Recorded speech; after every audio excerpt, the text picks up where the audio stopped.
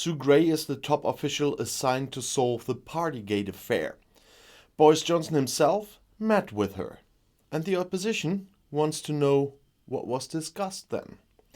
The pressure on British Prime Minister Boris Johnson is increasing again shortly before the publication of the British government's report on the Partygate affair. The opposition has been urging clarification on what Johnson spoke about at a meeting with top official Sue Gray, who is tasked with investigating the scandal surrounding banned lockdown parties at Downing Street. Cabinet member Nadhim Zahawi stressed on Sunday that Johnson never intervened in the investigation. However, when asked several times by Sky News, he was unable to say who initiated the meeting and what was discussed. Johnson was present at several lockdown parties himself, but only received a fine in one case. The London police recently completed their investigation and imposed a total of 126 fines on 83 people. Now the way is clear for Gray to publish her full report, not the watered-down version we all know. After the police investigation began, she only made a heavily abridged version public, denouncing leadership failure and serious misconduct. Members of Johnson's Conservative Party have also called for his resignation over this scandal. The BBC reported that fined officers, whom Gray wants to name, had until Sunday evening to appeal the plan. A total of around 30 Downing Street workers were informed that Gray wanted to identify them, and that includes Johnson. According to the Sunday newspaper Observer, the report primarily criticizes the top civil servant Simon Case. He's responsible for developing and tolerating a culture of alcohol and rule-breaking at the seat of government. Johnson will make Case a scapegoat, the paper wrote. Police in London have, as I said, completed their investigation into the government seat party scandal during the lockdown. The Metropolitan Police said on May 18th that fines had been imposed again. However, Boris Johnson did not have to receive any further notification. I'm stumbling about this because I can't believe it. Officials and special advisors responded with outrage and disbelief, because it's clear that Boris Johnson has received only one of a total of 126 fines that were imposed for illegal parties at the government headquarters in Downing Street and also Whitehall. A former police chief told Britain's Guardian that the police will face accusations of botched investigations if they don't plan further steps to fully investigate the incidents.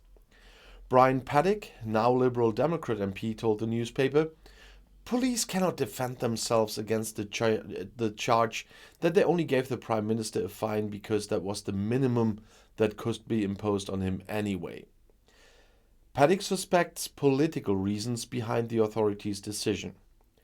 A further 73 fines were imposed on women and 53 on men, but some received more than one notice. Last week, the police announced that they had already issued more than 100 fines.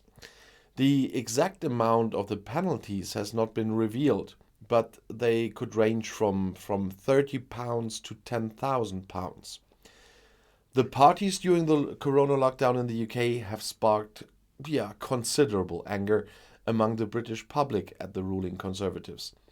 In total, the police investigated 8 events between May 2020 and April 2021.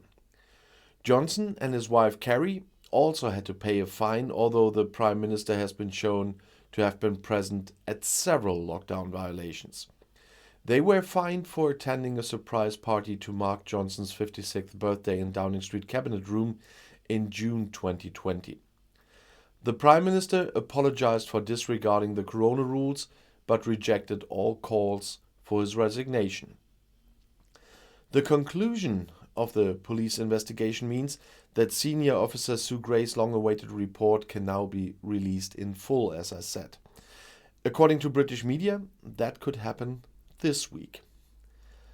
The day after the Partygate police investigation was dropped, the Tories lined up behind the British Prime Minister, while Boris Johnson's opponents questioned the logic of the fines and pinned hopes on the so-called Gray report. Officer Sue Gray is expected to finalize her report this week and to send it to Downing Street. There it was promised that the long-awaited document would be published immediately. We'll see if that happens. On Friday, media critical of the government tried to answer the question of why Johnson was only fined for one meeting, even though he was present at other meetings that resulted in fines for others involved.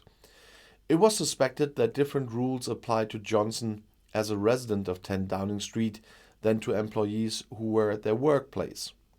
Also, investigators may have accepted the argument that Johnson only showed up briefly, leaving the gatherings before they evolved from a business meeting into a banned social gathering. A further complication is that in the long period of time of the 12 meetings examined, 4 of them were finally classified as harmless. Different state codes of conduct often applied. In any case, it is now becoming more difficult for Gray to attest to wrongdoing by Johnson beyond the birthday party if this is not seen by the police. Tory MP Charles Walker is one of the prominent former Johnson critics who turned around after the investigation ended. As recently as February, he had called it inevitable for Johnson to resign over Partygate. Walker has now called his stance wrong and he said the Prime Minister will stay. He compared him to a comeback sportsman and said, "You can love him or hate him, but Boris Johnson is an extraordinary politician." The Times quoted another former critic as saying the Prime Minister's position was now absolutely secure.